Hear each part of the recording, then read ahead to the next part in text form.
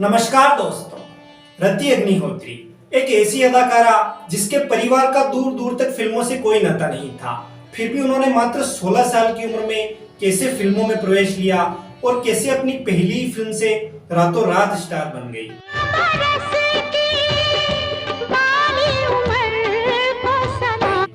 कैसे पंजाबी हिंदू लड़की होने के बावजूद इन्होंने हिंदी से ही तमिल, तेलुगु और मलयालम फिल्मों में भी ऊंचा नाम कमाया।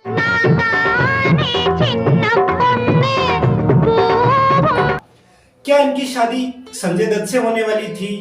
इतना सफल करियर होने के बावजूद 80s में ही क्यों हो गई ये अचानक इंडस्ट्री से गायब? और कौन है इनके पति जिन पर बाद में इन्होंने लगाए थे शारीरिक शोषण के आरोप?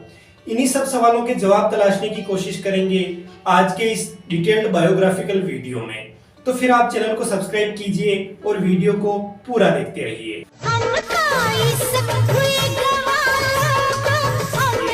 दोस्तों, रति अग्निहोत्री जब फिल्मों में आई तब जयाप्रदा और श्रीदेवी भी हिंदी फिल्मों में आई थी और ये दोनों तो थी ही दक्षिण भारतीय, इसलिए इन्होंने पहले दक्षिण भारत की फिल्मों में ही काम किया और बाद में ये हिंदी फिल्म इंडस्ट्री में आई। लेकिन रति अग्निहोत्री थी उत्तर भारत से, लेकिन उन्होंने पहले दक्षिण भारतीय फिल्मों में काम किया और फिर हिंदी फिल्मों में आई। आखिरकार कैसे? तो रति अग्निहोत्री थी तो एक पंजाबी हिंदू परिवार से, लेकिन इनका जन्म जब हुआ तभी उनके पिता की जो नौकरी थी वो उत्तर प्रदेश के बरेली में थी, लिहाजा रति अग्निहोत्री का जन्म बरेली में हुआ। लेकिन इनके जन्म के कुछ समय बाद ही इनका परिवार मुंबई शिफ्ट हो गया। जन्म से लेकर 10 साल तक रति अग्निहोत्री की परवरिश मुंबई में ही हुई। यहाँ पर आपको ये बता दें कि रति अग्निहोत्री का जन्म 10 दिसंबर 1960 में हुआ था और उनके पिता का नाम रहा रूप किशन अग्निहोत्री और माँ का नाम रहा राधिका अग्निहोत्री। खैर, अपने जीवन काल के शुरुआती 10 वर्ष मुंबई में बिताने के बाद रति अग्निहोत्री का परिवार चेन्नई शिफ्ट हो गया, जिसे उस समय मद्रास कहा जाता था, और वहां इनका परिवार 6 वर्ष तक रहा। और उसी दौरान रति अग्निहोत्री स्कूल में होने वाले प्लेज में भी बढ़ चढ़कर हिस्सा लेती थी और एक्टिंग से रिलेटेड और भी कई कार्यक्रमों में इनकी रुचि थी। साथ ही इनकी बड़ी बहन अनीता अग्निहोत्री उस समय तक मॉडलिंग करने लगी थी। इनफैक्ट 70s के एंड में ही आई ऋषि कपूर स्टारर हिंदी फिल्म लैला मजनू में फीमेल लीड रोल सर्वप्रथम अनीता अग्निहोत्री को ही ऑफर हुआ था। लेकिन रति अग्निहोत्री और अनीता अग्निहोत्री के माता पिता नहीं चाहते थे कि उनकी बेटियां फिल्मों में जाए, इसलिए उन्होंने वो ऑफर ठुकरा दिया। क्योंकि रति अग्निहोत्री के माता पिता नौकरी पेशा लोग थे और उनका मानना था कि फिल्मों में जो लोग काम करते हैं उन्हें आमतौर पर अच्छे लोग नहीं माना जाता। लेकिन बाद में रति जब 16 साल की थी तब वो स्कूल के किसी फंक्शन में परफॉर्म कर रही थी और उसी समय तमिल फिल्म निर्देशक भारती राजा भी उसी फंक्शन में आए हुए थे। लिहाजा उन्हें उस फंक्शन में रति अग्निहोत्री इतनी पसंद आई कि उन्होंने उनकी आगामी फिल्म पुथिया वारपुगल का फीमेल लीड रोल रति को ऑफर कर दिया। लेकिन बात फिर वही आ जाती है कि रति के पिता नहीं चाहते थे कि वो फिल्मों में जाए, लेकिन रति का बड़ा मन था, इसलिए बाद में तय किया गया कि रति को फिल्म की शूटिंग के लिए तभी भेजा जाएगा जब शूटिंग सिर्फ 1 महीने में कंप्लीट हो जाए। शर्त मान ली गई और पुथिया वारपुगल फिल्म की शूटिंग 1 महीने में खत्म कर दी गई। फिल्म 1979 में रिलीज हुई और बॉक्स ऑफिस पर सुपरहिट साबित हुई। 16-17 साल की रति अग्निहोत्री रातों रात सुपरस्टार बन गई और उन्हें कई फिल्मों के ऑफर आने लगे। और कहा जाता है कि इसके बाद तो खुद रति के पिता रूप किशन अग्निहोत्री रति की फिल्मों का लेखा जोखा रखा करते थे। आप उन्हें उनके मैनेजर भी कह सकते हैं।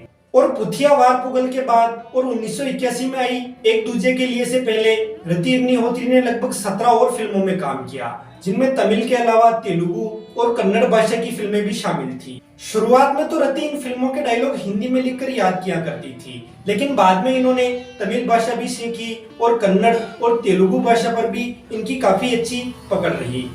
अब ये वो समय था जब साउथ के कई फिल्म मेकर्स अपनी साउथ फिल्मों को हिंदी में रीमेक करके बहुत पैसा छाप रहे थे। लिहाजा डायरेक्टर के बालाचंद्रन ने भी उनकी तेलुगु सुपरहिट फिल्म मारो चरित्र को हिंदी में रीमेक करने का मन बनाया और लीड रोल में कमल हासन के साथ रति अग्निहोत्री को साइन किया और फिल्म को टाइटल दिया एक दूजे के लिए। एक दूजे के लिए 1981 में रिलीज हुई और इसकी ट्रेजिक एंडिंग ने उस समय के कई प्रेमी जोड़ों को लुभाया और फिल्म काफी प्रचलित हुई। और फिल्म के गाने तो इतने बड़े हिट रहे कि क्या कहूँ। आज भी फिल्म के गानों को बड़े चाव से सुना जाता है। 50 लाख के बजट में बनी फिल्म एक दूजे के लिए ने उस समय 10 करोड़ का बॉक्स ऑफिस कलेक्शन किया और ब्लॉकबस्टर साबित हुई और आज उसे हिंदी सिनेमा की कुछ कल्ट फिल्मों में गिना जाता है। और उसके बाद रति अग्निहोत्री को कई सारी हिंदी फिल्में ऑफर होने लगी और रति अग्निहोत्री उस समय पर फिल्म 4 से 5 लाख लेती थी, जिनमें से एक दूजे के लिए फिल्म के लिए उन्हें बेस्ट एक्ट्रेस का फिल्म फेयर नामांकन मिला और उसके बाद आई तवायफ फिल्म जिसके निर्देशक B.R. चोपड़ा थे, उसके लिए भी रति अग्निहोत्री को बेस्ट एक्ट्रेस के फिल्म फेयर अवार्ड का नामांकन मिला। हालांकि दोनों अवार्ड वो जीत नहीं पाई। खैर, इनके अलावा रति ने 1983 की ब्लॉकबस्टर फिल्म कूली में अमिताभ बच्चन के अपोजिट फीमेल लीड रोल किया। शौकीन फिल्म में वो दादा मुनि अशोक कुमार के साथ नजर आई। कई फिल्मों में उन्होंने मिथुन दा के साथ काम किया। धर्मेंद्र, जितेंद्र और संजय दत्त सहित उस समय के और भी अन्य बड़े सुपरस्टार्स के साथ रति ने उस समय काम किया और फिल्म जगत में एक जाना पहचाना चेहरा बन गई। अब उसी दौरान रति अग्निहोत्री ने 2-4 फिल्मों में संजय दत्त के साथ भी काम किया था, जिसकी वजह से फिल्मी गलियारों में ये खबरें भी मशहूर हैं कि रति अग्निहोत्री और संजय दत्त एक दूसरे के प्यार में थे और शादी भी करना चाहते थे। लेकिन बाद में संजय दत्त के ड्रग्स एडिक्शन की वजह से इनका रिश्ता खत्म हो गया। लेकिन मैंने जहां तक रिसर्च की है, जिससे मुझे तो इस बात में कोई सच्चाई नजर नहीं आती। रति अग्निहोत्री और संजय दत्त का जो रिश्ता बताया जा रहा है वो मेरी रिसर्च के अनुसार तो बिल्कुल एक अफवाह है।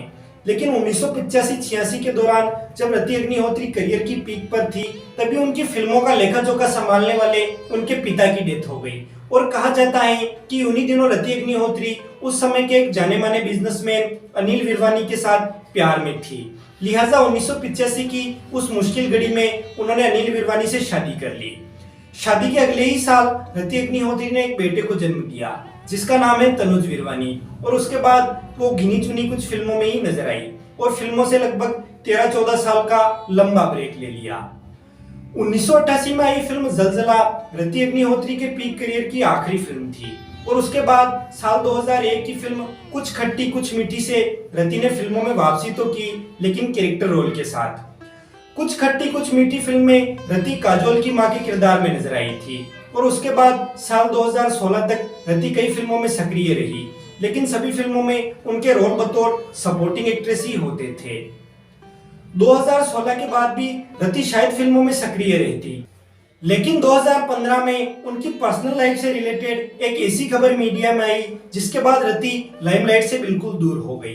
दरअसल 2015 में ही रति ने बकायदा पुलिस में ये रिपोर्ट की थी कि उनके पति अनिल विरवानी उन्हें शारीरिक और मानसिक प्रताड़ना देते हैं और कहा तो यहाँ तक जाता है कि उस दौरान रति अग्निहोत्री ने अपने शरीर पर कुछ चोटों के निशान भी दिखाए थे और उसी दौरान 2015 में ही 30 साल के शादीशुदा रिश्ते से रति अग्निहोत्री और अनिल विरवानी अलग हो गए।